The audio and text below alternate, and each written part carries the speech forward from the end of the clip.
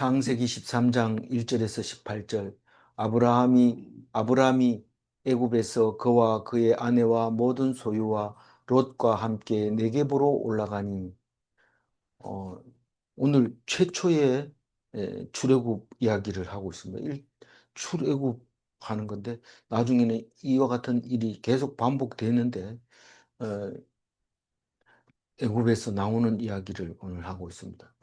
왜 애굽으로 들어갔느냐? 그러면 어, 기근이 와서 그렇죠. 비가 안 오면 무조건 나일강으로 가야 되니까 이집트로 가게 됩니다. 어, 그 이집트에 가가지고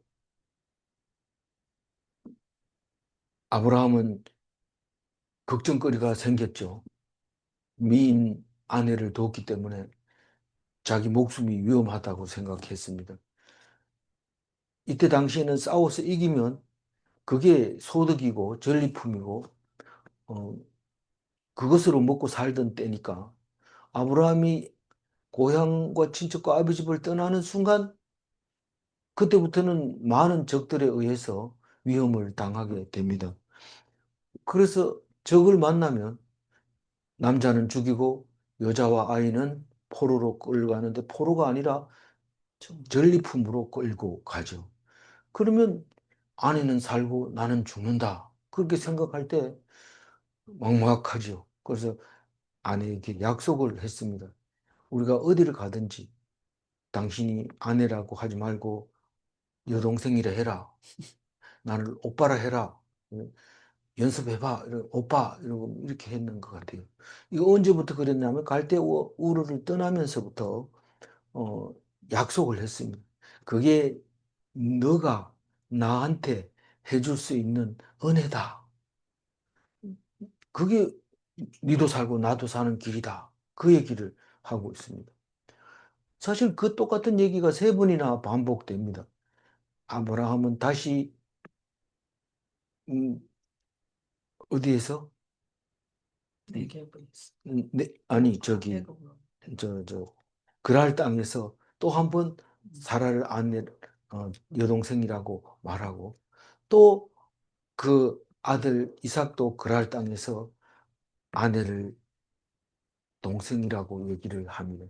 그 세 사건 다 끝나고 나면 복을 받게 되고 잘 살게 되는 것을 볼 수 있는데 우리는 그냥 재미있으라고 쓴 이야기가 아니라는 사실을 알게 됩니다. 그러면 무엇이냐?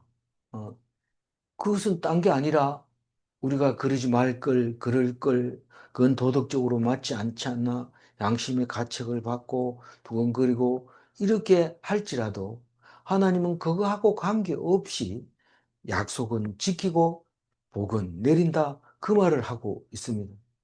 우리는 쉼 없이 내가 잘못해서 그걸 그렇게 할 걸, 그렇게 일이 그렇게 되어 가게 해 주세요. 이렇게 기도하지만 그것은 구원과 도움이 안 되고 오직 우리는 믿음으로만 구원받는다는 사실을 말하고 싶은 겁니다.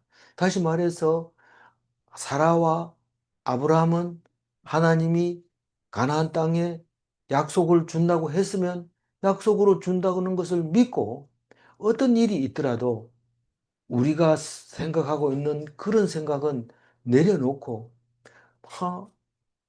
우리가 참 하나님 말씀을 귀를 안 기울였습니다 하고 기도할 때마다 고백을 하지만 그러나 귀를 기울이나 안 기울이나 하나님이 우리에게 약속한 게 있는데 그게 뭡니까? 우리는 영원한 천국에 들어간다는 거고 죽지 않는다는 겁니다. 그런데 왜 죽는 걸 겁내고 왜 그렇게 조금 더 살라고 애를 쓰느냐? 그, 그 소리를 들어야 되는데 그거를 놓친다고 지금 세 번이나 비슷한 얘기를 하고 있습니다. 세 개 다 비슷한 것 같지만 조금씩 다 틀립니다. 그래서 서로 서로를 이해할 수 있도록 그렇게 만들어 놨어요. 어쨌거나 아내를 지키는 길은 하나님께 맡기는 길이다. 그 얘기입니다. 지금이나 창세기 때나 도덕적으로나 신앙적으로나 아니면 사상적으로나 율법적으로나 아내를 동생이라고 하는 것은 이해할 수 없는 말이지만, 그러나 우리가 이해할 수 없는 그 행동이 하나님 앞에서는 아무것도 아니고 오직 믿음만 복을 얻을 수 있다는 사실을 말하고 있습니다. 오늘 우리는 어제 뭐 뜻하지 않게 두 번이나 묵상을 했습니다만은 보면 아브라함의 믿음보다 사라의 믿음이 더 크다는 것을 알 수 있게 됩니다. 만약에 사례가, 어, 당신 진짜 아내를 갖다가 남편이 그렇게 말해도 됩니까? 이러고 나는 바로한테 붙들려고 하면 난 바로 여자 될 거예요. 이러고 당신 모른 척 할 거예요. 이렇게 했을 때 얼마든지 그게 더 나을 수 있습니다. 그러나 사례도 아브라함 못지않게 하나님의 말씀에 귀 기울였고 무엇보다도 사례는 남편에게 순종했다는 사실에 참 감사하게 되는 겁니다. 그렇게 생각하고 나니까 아브라함이 드렸던 이삭의 제사가 생각이 납니다. 이삭이 백세에 낳은 아들을 어떻게 아브라함이 죽일 수 있습니까? 라고 말하지만 그 말 이전에 자세히 읽어보면 이삭이 다 큰 게 재물이 될 걸 뻔히 알면서 아버지한테 물어봅니다. 장작도 내가 짊어지고 가고 그런데 재물은 어디 있습니까? 이렇게 물었을 때 아버지는 아무 생각 없이 하나님이 준비하실 거다라고 얘기할 때 이미 그 아들은 예수님처럼 죽을 거를 각오하고 갔던 거죠. 그리고 자기가 지고 간 것을 장작을 개놓고 그 바위 위에 드러누워서 아버지가 죽일 때까지 기다렸던 거죠. 그 바위 이름이 유명해져서 지금 무슬림이 모스크를 거기다 짓고 그 모스크 이름을 바위돔이다. 그렇게 부르고 있습니다. 바위돔이라는 것은 그때 이삭을 바친 바위 위에 지은 돔 건물인데 그게 모스크인데 우리는 들어가 볼 수도 없습니다. 무슬림은 거기다가 다른 이야기를 하면서 거기에서 음, 성지로 섬기고 있는 것이죠. 그래서 어제 이야기를 다시 정리하면 아내를 지키는 길은 하나님께 맡기는 길이다. 다른 거 없다. 그리고 순종하는 아내를 남 순종하는 아내의 남편은 복이다. 복이다. 아브라함의 복이다. 그렇게 생각을 했고요. 말씀에 순종할 때 진짜 어려움도 다른다. 가슴을 찢어지는 아픔도 다른다. 아내를 동생으로 백세에 낳은 아들을 죽이기도 하고 그런 아픔도 어려움도 따르게 된다.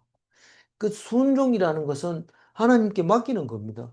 뭐 내가 머리를 써서 하라면 하는 대로 하는데 머리를 써서 하는 게 아니라 그냥 믿음만 가지고 있는 것이 그거죠. 그게 어제 말씀이었고 그래서 이 아브라함과 사라와 또 그리고 롯은 큰 부자가 되어서 돌아왔습니다. 어디로 돌아왔냐? 네겝으로 돌아왔다고 얘기합니다. 어, 네겝으로 돌아올 때 네겝가 어떤 건지 우선 알아야 되지만 네겝부터 먼저 생각해 볼게요. 네겝은 어디냐 하면 사해가 이렇게 있습니다. 사해 모르면 우리 성경 못 읽죠. 사해 제일 남쪽에 있는 데 점을 하나 딱 찍고 쭉 옛날에 물이 흘렀을 것 같은 홍해로 쭉 내려가면 그 아카바만이 있고 거기에 엘라시라는 동네 에시온 게벨이 있습니다. 거기다 점을 하나 딱 찍고 가사에다 점을 딱 찍으면 점이 세 점이 나오는데 그 세 점을 연결하면 역삼각형이 그려지는데 그걸 갖다가 네개부라고 했다. 그런 말이 어디 있어요? 연구해 보면 그거를 말하고 있는지 다 알고 있고 지금도 여전히 그 사이를 이스라엘이 차지하면서 중요한 네게보 땅으로 이스라엘이 점령하고 있는 것을 볼 수 있습니다. 어, 그런 그 네겝으로 올라왔는데 이 네겝으로 애굽에서 네겝으로 올라온 것을 첫 출애굽이다 이렇게 생각할 수 있습니다. 사실 이집트로 왜 갔느냐? 이러니까 가뭄이 들어갔다. 그러나 사라의 일로 인해서 쫓겨서 세 명이 다시 올라왔는데 그냥 온 게 아니고 많은 재산을 가지고 왔다. 그 중에 암나기, 순나기도 있고 소, 양도 있고 낙타도 있고 그런데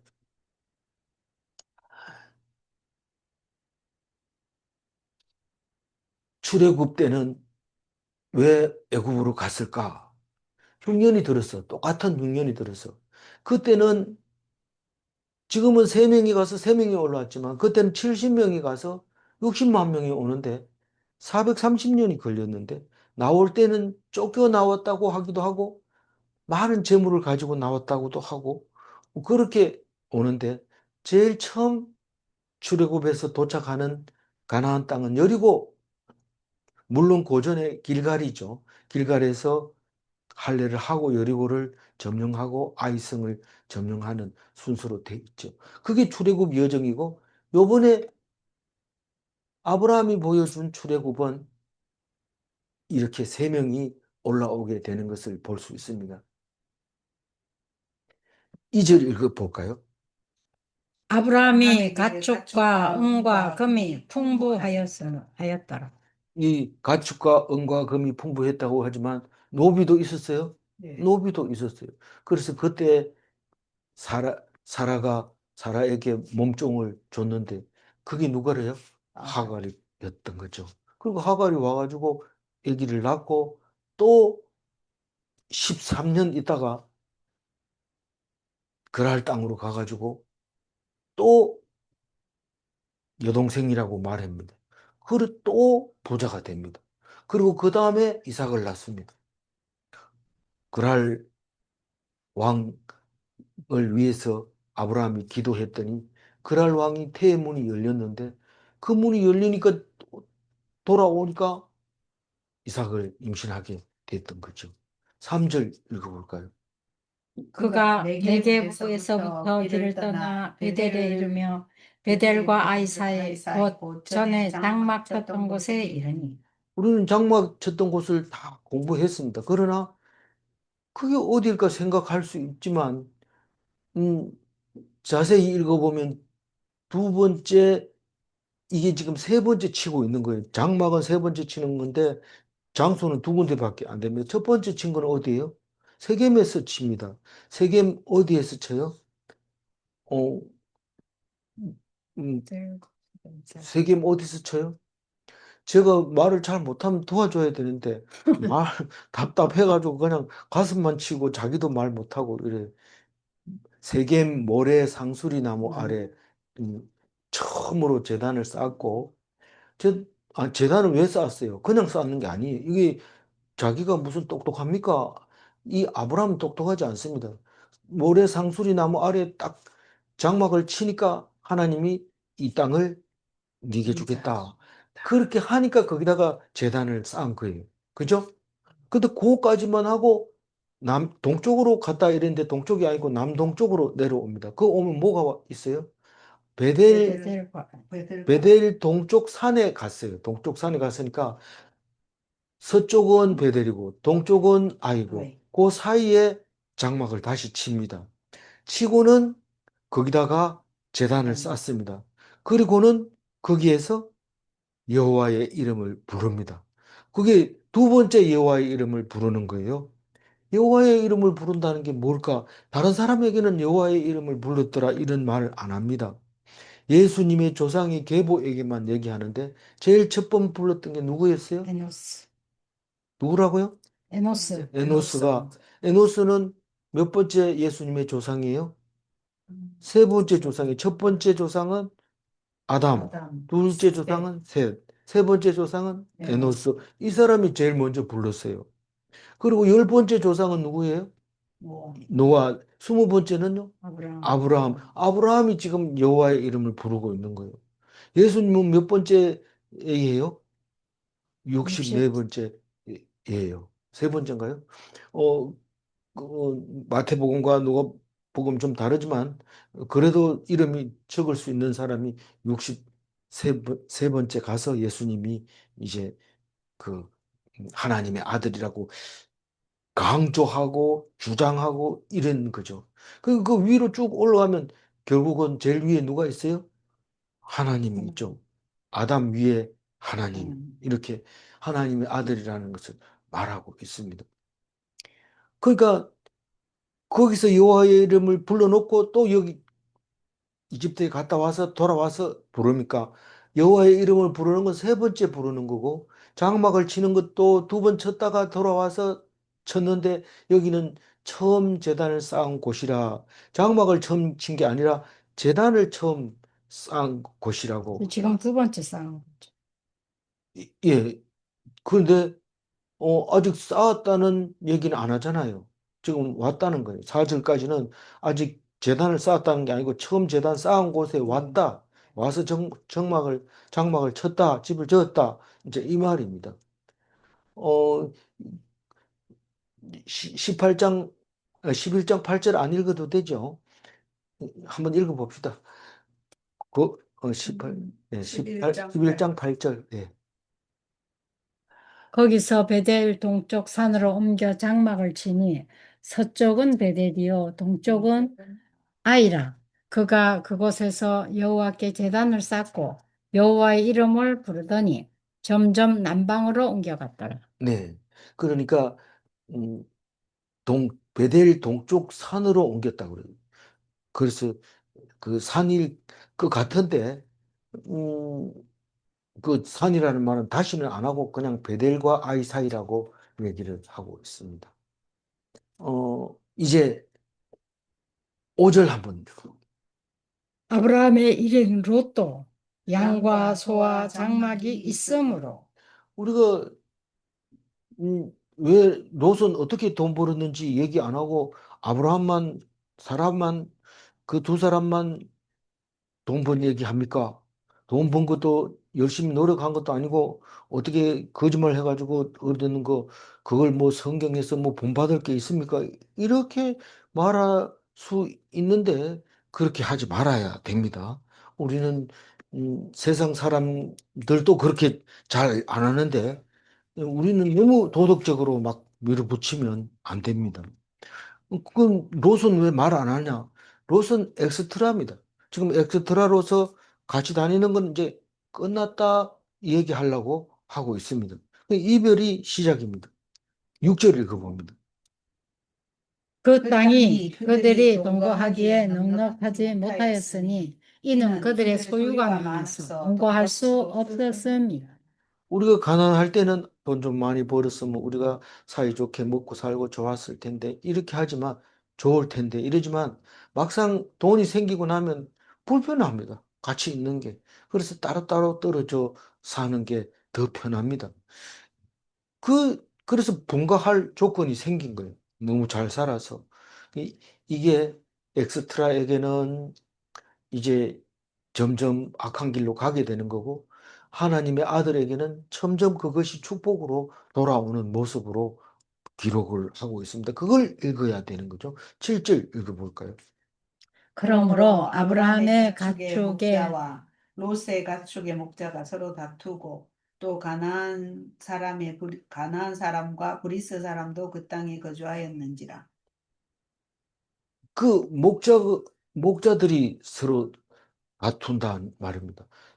뭐, 가축이 많으면 또 이 목자도 만들고 저 목자도 만들고 한 목자의 가축 10마리만 담당해라. 이러면 20마리 되면 목자 둘이 되고, 그러니까 서로 우리 양이다, 너 양이다 막 싸우기도 하고, 그리고 물을 먼저 먹이려고 하고, 영화 같은 거 보면, 누가 먼저 먹이느냐가 엄청 그 싸움의 대상이 됐던 거죠. 그러니까 다투지 말고, 그리고 또 가나안 사람과 보리스 사람도 거기 살고 있었는데, 그 가나안 사람은 가, 그 요단 서편을 가나안이라고 그래요. 창세기를 잘 읽어봐야 그게 확실하게 들려집니다. 요단 동편에 있는 것도 모세가 땅을 차지해가지고 줬잖아 이랬지만 사실은 가나안 땅은 요단 서편만 가나안 땅이라고 말하고 있어요. 지금 그래서 이스라엘도 요르단을 왜 저걸 점령 안 하고 가만 놔두나 보니까 그 사실은 그 세 지파 반이나 두 지파 반이나 거기 살고 있었는데 그건 무시하고 이쪽에만 지금 어, 가나안 이스라엘이 차지하고 자기 땅이라고 주장을 하고 있잖아요. 그 이 가나안은 지금 셈 사람의 땅이 아니라 함 사람의 땅, 함의 아들, 셈 막내 아들 가나안 사람들이 살던 가나안 땅입니다. 근데 거기 보면은 브리스 사람은 없어요. 어디에? 10장에 읽어보면 열 족속이 나오는데 가나안의 아들들 열 족속이 나오는데 브리스는 없는데 브리스가 나와요. 이 나중에 생긴 거죠. 그 손자나 이 뭐 엄청 많이 내려왔으니까요. 그러니까 브리스는 생긴 거고 열 지파 중에서 이제 브리스까지 포함해서 나중에 일곱 지파가 출애굽할 때는 쫓아내야 할 대상이 됐던 거죠. 그래서 가나안 사람은 원래 이 대표 명사니까 주인이니까 음, 가나안의 후손들이 그렇게 많아졌으니까 가나안과 브리스 사람도 그 땅에 많지는 않지만 살고 있었던 것 같아요. 많지 않으니까 어떻게 아냐? 살만하니까 아브라함과 롯도 살았죠. 그러다가 커지니까 지금 이별하자는 거죠. 그 땅의 경계가 여기 나와 있는 거나 10장 19절에 나와 있는 것처럼 시돈, 그랄, 가사, 소돔, 고모라, 아드마, 스보임, 라사 이게 요단 동편은 없어요. 전부 서쪽에 있는 시돈에서부터 이 사해 이 밑에까지 이 가나안 땅이라고 말하고 있습니다. 거기 살고 있는데 복잡해진 거죠. 8절 읽어봅니다. 아브라함이 롯에게 이르되 우리는 한 족속이라 친족이라 나나 너나 내 목자나 내 목자나 서로 다투게 하지 말자. 그러니까 우리 헤어지자. 다투는 것보다 안 낫냐? 부부 사이도 살다가 자꾸 싸우면은 우리 헤어지자. 다투는 것보다는 헤어지는 게 낫다. 이렇게 할 때 그 비슷합니까? 이러면 하여튼 얘기를 그렇게 하고 있는 것 같아요. 구절 읽어볼까요? 내 앞에 온 땅이 있지 아니하냐 나를 떠나가라. 내가 좌하면 나는 우하고 내가 우하면 나는 좌하리라. 그래서 사실은 아브라함이 삼촌 아닙니까? 그러니까 큰아버지래요. 큰아버지고 아브라함의 막내 동생 하란의 아들이 롯이잖아요. 그러면 삼촌이 내 이거 할 테니 니 딴 데 가봐라 이렇게 말할 수 있는데 아브라함은 아브라함의 복은 그렇게 하지 않습니다. 상대방이 선택하면 나머지 남는 거 가지고 자기가 하는 것을 그거를 아브라함이인데 그게 딴 게 아니라 선택권을 양보하고 기득권을 포기하는 거죠. 그긴데 이 기득권 포기 이렇게 할 때 생각나는 게 보아스가 생각이 납니다. 이 보아스는 룻을 자기가 사랑했고 또 이제 도와줬고 또 자기가 결혼해도 되는데 그 친족 가까운 사람들에게 먼저 물어봅니다. 누가 결혼할 사람이 있나? 그렇다면 내가 양보하겠다. 룻은 꼭 그 착한 아이기 때문에 살려주고 싶다. 그러니까 내가 할게 이랬는데 그거 하면 아이도 낳아줘야 되고 그 아이를 위해서 그 재산도 유산도 다 관리해줘야 된다. 이러니까 포기한다. 그래서 포기하라고 공식 선언해라. 이래서 신발을 벗어서 던집니다. 그럼 그 다음에 어떻게 될까요? 그 얼굴에 침을 뱉고 뭐라고 하죠? 뭐 하여튼 그렇게 하는데 그 얘기는 할 필요 없고 어, 그렇게 기득권을 포기했을 때 예수님의 조상이 됐는데 예수님의 조상이 뭐 그리 좋나 이런데 하나님의 아들이기 때문에 좋은 거죠. 그 속에 보아스가 들어있고 또 아브라함이 들어있고 그게 축복의 통로의 모습인데 오늘 그 얘기를 하고 있습니다. 양보하는 게 통로다 하는 거죠. 10절 읽어봅니다. 이에 롯이 눈을 들어 요단 지역을 바라본즉 소알까지 온 땅에 물이 넉넉하니 여호와께서 소돔과 고모라를 멸하시기 전이었으므로 여호와의 동산 같고 애굽 땅과 같았더라. 이제 소돔과 고모라 이야기하고 있는데 사실 이 이야기를 들어보면 사회가 그때는 음, 땅으로 안 꺼진 것 같아요. 그 화산대 중에서 저기 지진대 중에서 그가 지구상에서 가장 낮은 지역인데 그게 자꾸 밑으로 들어가죠. 그러니까 소돔과 고모라가 거기 있었다고 성경에 보면 나오는데 어디 성이 있을 만하냐? 그러니까 사해 밑으로 가라앉았다. 이러니까 그럼 연구해보자. 이래가지고 막 사람들이 그다 시초를 하고 막 이렇게 했는데 못 찾아내고 있는 것 같아요. 그래서 너무나 오래돼서 못 찾는 건지 아니면 너무 깊이 들어간지는 알 수 없으나 성경은 거짓말을 안 하니까 이거는 확실히 있었던 건 사실인데 어디인지는 모르지만 소돔과 고모라는 사해 부근에 있었는데 음, 요즘도 가보면 증명이 되는 게 사해는 지금 아무 생물도 안 산다고 실제로 살지만 우리가 보이는 눈에 보이는 생물은 못 삽니다. 너무 짜서. 근데 그 전에 모자이크 해놓은 그 유적들을 보면 거기에 배들이 있고 고기 잡는 모습이 보입니다. 그걸 보면 이게 그전에는 저 홍해 아카바만으로 흘러갔던 것이 분명합니다. 근데 지금도 가면 계속 공장들이 돌아가면서 어, 소금 만들고 마그네슘 만들고 화장품 만들고 이러느라고 밤에 불이 확 납니다. 그 지금 여기 사해에 있는데 그래서 1년에 뭐 1m인가 뭐 1년에 1m는 아니고 뭐 몇 년에 1m씩 쭉쭉 줄어든다고 물이 자꾸 줄어든다고 얘기하고 있습니다.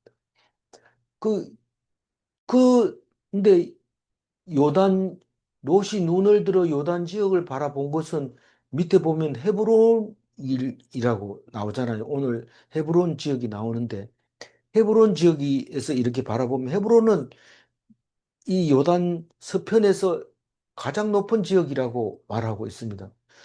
우리가 헤브론에는 안 가봤지만 요단 서편, 동편 너보산에는 올라가서 이렇게 봅니다. 보면 건너편에 밑에는 사해가 보이고 건너편에 요단 서편이 보입니다. 그런데 이 헤브론 땅에서 이렇게 내려다 보니까 강 건너에 초목이 무성하고 그래서 소알까지 이랬는데 소돔과 고모라가 망할 때 소알까지 가지 못하고 그 아내는 뒤를 돌아다 보다가 소금 기둥이 돼버리죠. 그래서 그 소알, 소돔과 고모라 그게 눈에 보이는 거예요. 그 롯은 그것을 택하는 거죠. 그래서 그 땅이 어떻게 눈에 보였냐면 여호와의 동산 같고 에덴 동산 말하고 있는 거예요. 애굽 땅과 같았더라. 애굽은 나일강 하류 삼각주 지중해 연안에 있는 어, 고센 땅, 그 땅과 같았더라. 그렇게 얘기를 하고 있습니다. 근데 왜 그렇게 좋은 애굽 땅 고센 땅에 왜 안 살고 올라왔냐? 이러지만 사실 사람이 너무 좋다고 해가지고 좋은 게 아닙니다. 실제로 우리가 한국에 살다가 아프리카에 가면, 밀림에 가면 바나나 그냥 돈 안 주고 따먹죠. 뭐, 텐트 안 쳐도 시원하지요. 뭐 겨울 없지요. 옷 없어도 되죠. 너무 좋을 것 같지만 살아보면 그게 아니거든요. 왜냐하면 거기에는 뱀도 있고 사자도 있고 이러니까요. 정갈. 그러니까 애굽의 나일강 삼각주에 살기 좋지만 가보면 힘센 사람, 또 못된 사람, 이런 사람들이 있습니다.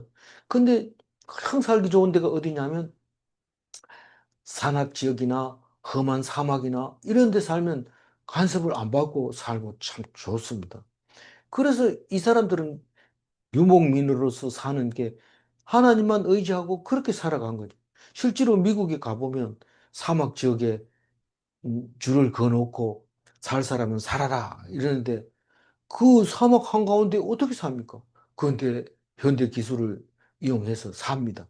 집을 지어놓고 컨테이너 하나 갖다 놓고 놓고 에어컨은 태양광 전지를 쓰고 물은 짓겠다고 허락만 받으면 물차가 와가지고 탱크를 채워주고 가고 그렇게 살면서 곳곳마다 나무를 심고 물을 주고 그래서 이 미국 사람들은 그 사막에 가서 산다 하면 적극적으로 지원해 줍니다. 그래서 자꾸 땅이 넓어지고 사람이 많아지는데 그런데 그거를 좋아하는 사람이 있는데 사람이 없는데 혼자 가서 살고 싶어 하는 사람이 많습니다.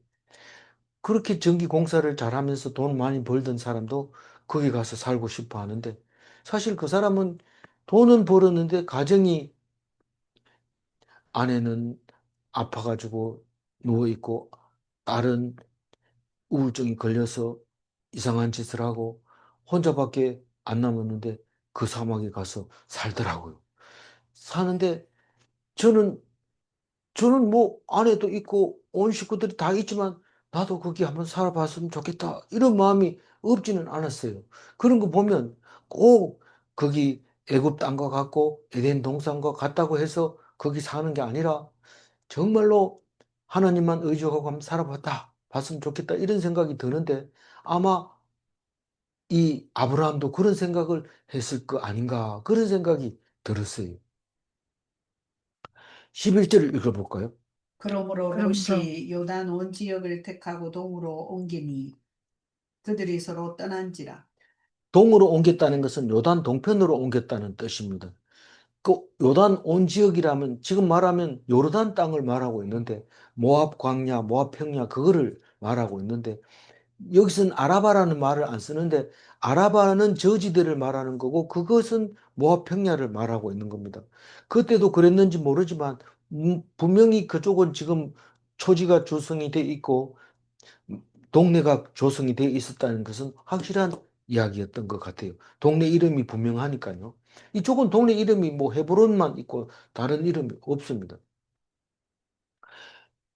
그래서 그 지역이 도시에 머무르며 장막을 옮겨 맨 처음에는 그 소동까지 가 살기가 거리도 있지만 중간에 그냥 장막 치고 살다가 조금 다른 데 조금 한 발 더 가고 이래가지고 소돔까지 가가지고 살게 됐는데 소돔이 잘 살았던 것 같아요. 13절 읽어볼까요? 소, 아브라함은 가나안 땅에 거주하였고 롯은 그 지역의 도시들에 머무르며 그 장막을 옮겨 소돔까지 이르렀더라. 예, 13절. 소돔 사람은 소돔 여호와 사람은 여호와 앞에 앞에 악하며 악하며 죄인이었더라. 죄인이라. 이 여호와 앞에 악한 게 뭐냐? 우리는 이 앞에서 어, 묵상하면서 여러 번 했는데 착할 선자를 이렇게 그려보면 여호와 앞에 착한 게 뭔지 압니다. 여호와 앞에 악하지 않는 게 선한 건데 선한 것은 양을 제단 위에 바치는 게 선한 것. 그게 착할 선자입니다. 그럼 큰 죄인은 뭐냐? 모르지만은 나중에 보면 동성연애를 좋아하고 천사가 왔는데 내 나라 막 그렇게 하고 그렇게 하는 것을 볼 수 있습니다. 그러니까 우리는 하나님을 안 믿으면 무조건 악하고 죄인이라는 것을 알고 있기 때문에 13절을 읽으면서 그냥 넘어갈 수도 있는 겁니다. 하나님의 이름을 부르지 않는 것은 다 악한 것이고 하나님의 이름을 부르면 하나님의 아들이고 그런 거죠. 하나님의 아들이 그러면 뭐 다른 짓을 못하냐? 할 수 있지만 하나님의 이름을 부르면 하나님 앞에서는 악하지 않다고 얘기를 하고 있는 것 같아요. 14절. 롯이 롯이 아브라함을 아브라함을 떠난 떠날 때 후에 여호와께서 아브라함에게 이르시되 너는 눈을 들어 너 있는 곳에서 북쪽과 남쪽 그리고 동쪽과 서쪽을 바라보라. 롯이 아브라함을 떠나서 강 동쪽으로 간 후에 아브라함에게 살짝 얘기합니다. 뭐 살짝 얘기는 큰 소리인지 뭐 알 필요는 없어요. 근데 얘기합니다. 동서남북이라고 안 하고 북남 동서 이렇게 얘기를 합니다. 어, 우리하고 좀 다르죠. 어쨌든 동서남북을 바라보라고 얘기를 하고 있습니다. 그 보니까 그게 아브라함에게 약속한 땅. 근데 그 약속이 우리는 하나님 약속 이름 쌍방간의 약속인 줄 알잖아요. 근데 하나님과의 약속은 쌍방간의 약속이 아니고 일방적인 약속입니다. 네가 듣든지 안 듣든지 나는 약속했다. 그러나 들으면 약속이 되는 거고 안 들으면 내 자식이 아니다. 그 얘기입니다. 눈을 들어보라. 동서남북을 바라보라. 이거 봤는데요. 15절 읽어봅니다. 보이는 보이는 땅을 땅을 내가 내가 너와 네 자손에게 주리니 영원히 이르리라. 오늘 아침 묵상에는 보이는 땅이 중요했어요. 왜냐하면 우리는 현실에서 눈에 보이는 이야기를 해야 되지, 보이지 않는 황당한 얘기를 해서는 안 된다. 하나님은 그런 하나님이 아니다. 실제로 우리가 다른 종교는 착한 일 하면은 좋은 곳에 간다는데 좋은 곳이 눈에 보입니까? 안 보이잖아요. 근데 하나님은 분명히 우리에게는 땅을 기업으로 주면서 우리 눈에 보이도록 말하고 있다는 겁니다. 그래서 그 보이는 것, 눈에 들어온 땅 전부를 너 아브라함에게, 너 아브라함 후손에게 줄 텐데 영원하게 주겠다. 그 아무리 세월이 지나가도 이것은 너네 땅이다. 그 얘기를 하고 있는 겁니다. 그래서 믿는 자는 가나안 땅이 그렇게 그리워집니다. 그래서 시오니즘이 생기고 백투 예루살렘이 생기는데 성도의 마음속에 영원한 예루살렘, 이스라엘 그거를 지금 약속을 하고 있습니다.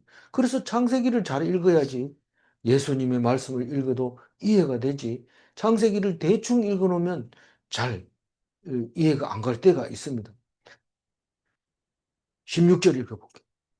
내가 내 자손이 땅의 티끌 같게 하리니 사람이 땅의 티끌을 능히 셀 수 있을진데 내 자손도 세리라. 능히 셀 수 있을진데 이 말은 셀 수 없다 이런 말이죠. 그러니까 네 자손을 셀 수 없는데 뭐 같았냐면 땅의 티끌 같다 이러는데 땅의 티끌이 뭐 많습니까? 이런데 땅의 티끌이 많죠. 그러나 현재는 뭐 땅의 티끌이 하도 없어 아스팔트 위에서 뭐 음식물이 떨어져도 주워 먹을 수 있을 것 같이 깨끗하게 해놨는데 어떻게 누가 그런 얘기했냐? 이 러시아 사람이 한국에 와서 그런 얘기. 이 얼마나 깨끗한지 그렇게 얘기했다는. 그래서 땅의 티끌이라는 말은 별로 감이 안 오고 주로 바다의 모래같이 하늘의 별같이 이렇게 뒤에 가서 하나님이 직접 그렇게 얘기합니다. 그렇지만 어쨌거나 땅의 티끌은 그렇게 잘 남아 있지를 않아요. 마음속에. 그래서 그렇게 많은 사람을 네 자손으로 주겠다. 실제로 그랬습니까? 실제로 그렇습니다. 그리스도인이 60억 명의 지구 인원 속에 60%인가 된다고 하니까 20억이나 15억이나 뭐 이렇게 예수님을 믿지 않나? 그러면 그것은 아브라함의 후손인데 무슬림까지 포함하면 70% 훨씬 넘고 유대인은 숫자가 많지는 않지만 그래도 세 종교를 다 합하면 아브라함의 후손으로 그냥 뭐 엄청난 숫자인 거죠. 거의 대부분을 차지하게 되는 것이죠. 그 약속을 창세기에서 했다. 그 얘기를 하고 있습니다. 17절 너는 일어나 그 땅을 종과 행으로 두루 다녀보라. 내가 그것을 내게 주리라. 일어나라. 이 말은 성경에서도 참 많이 이, 저, 이 성경에 많이 있습니다. 일어나라, 그래. 일어나라. 가만 앉아 있지 말고. 아니, 하나님이 알아서 해준다면서요. 믿기만 하면 된다면서요. 일어나라. 명령을 하나님 말씀에 귀 기울이면 어떻게 하라고 말을 합니다. 그럼 뭐 하라고요? 그래. 네가 보는 땅을 종행으로 두루 다녀보라. 종행, 이리 갔다 저리 갔다 해보라. 이리 갔다 저리 갔다. 그래 다녀봤는데요. 네가 밟은 땅을 내게 주리라. 그래서 이 뒤에도 여호수아서에도 나오지만 네가 밟는 땅 모든 걸 주겠다. 이랬을 때 자꾸 남의 땅을 밟으러 다녀요. 백두 예루살렘 했던 사람 그 사람들도 가서 뭐 했나 그러니까 몇 월 며칠 날 아침에 비행기에서 내려가지고 예루살렘에 가서 자는 시간인데 밤인데 사람이 아무도 없는데 땅 밟게 하러 돌아다녔다는 거예요. 그런 뜻은 아니잖아요. 뭐, 물론, 그냥 뭐, 이래 순회했다. 그리고 또 구경했다. 이러면 괜찮은데, 그렇게 얘기하니까 이상하게 들리기도 하고 그랬어요. 어쨌거나, 다녀라. 그럼 밟은 땅을 내가 전부 너에게 주겠다. 사실은, 가나안 땅을 약속으로 줬을 때, 그, 아브라함이, 이건 하나님이 나보고 준 거야. 나한테 준 거야. 이러고 롯, 네 요르단 강 건너가. 이렇게 하지 않았던 거죠. 그런데 하나님이 롯의 마음을 그렇게 해서 요단 동편으로 가게 하고 요단 서편을 아브라함이 차지하게 되는 것을 볼 수 있습니다. 하나님이 하시는 거라는 것이죠. 그러니까 어, 이렇게 말할 수 있는 겁니다. 마지막 18절 읽어봅니다. 이에 아브라함이 이에 아브라함이 장막을 장막을 옮겨 옮겨 헤브론에 헤브론에 있는 마므레 있는 상수리 숲에 이르러 거주하며 거기서 여호와를 위하여 제단을 쌓았더라.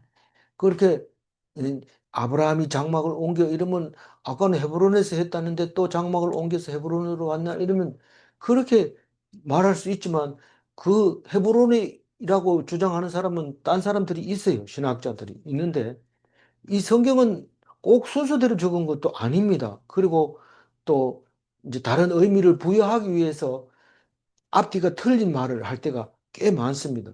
왜냐하면 이 의미도 있고 저 의미도 있는데 그게 연결을 할 때는 오류가 일어나는데 그거는 하나님의 시간 때문에 그런 거죠. 우리 시간과 하나님의 시간은 다르기 때문에 그렇다는 말입니다. 헤브론에 있는 마물의 상수리 수풀이라 했는데 상수리 나무는 35분인가 나와요. 성경 전체에. 그런데 상수리 나무를 왜 하냐? 상스럽다고 얘기를 합니다.